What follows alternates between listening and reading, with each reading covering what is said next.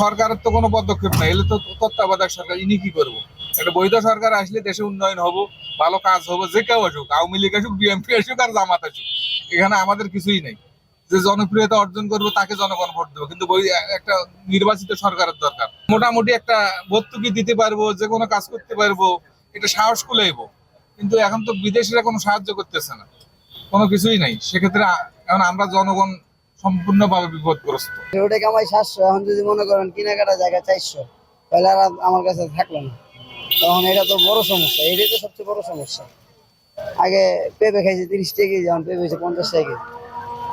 সর্বোচ্চ যেটা আইডিয়ার মতো, মানে একবার কম যে দাম যেটা হেরেই এখন 50 টাকা কেজি। কৃষকের কি প্রোডাকশন কস্ট, এই যে আলু একটা আলু উৎপাদন করতে 15 টাকা 16 টাকা, কৃষক 10 টাকায় বিক্রি করে।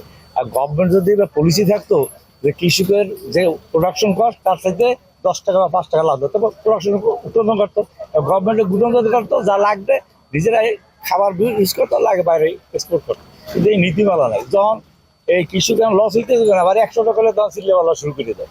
তা আমাদেরও হলো যে আমরাও যখন বাঁচি, কৃষকও যখন বাঁচে, এইভাবে একটা পরিচয় দিয়ে দেখবেন জীবনে ভালো হবে। এই সময় ওই তরকারি সব জিনিসের উৎপাদন কম, ক্রেতার যে চাহিদা এই তুলনা উৎপাদন হয়, যাদের দাম একটু বেশি থাকবে। আবার এক মাস গেল দেখলাম যে অনেক সস্তা হয়ে গেছে। যার জন্য এই সময় প্রতি বছর দেখবেন আষাঢ় মাসে ভাদ্র আশ্বিন মাসে বেশি বৃষ্টি হলে অনেক এই রবি নষ্ট হয়ে যায়, যার জন্য দাম বেশি।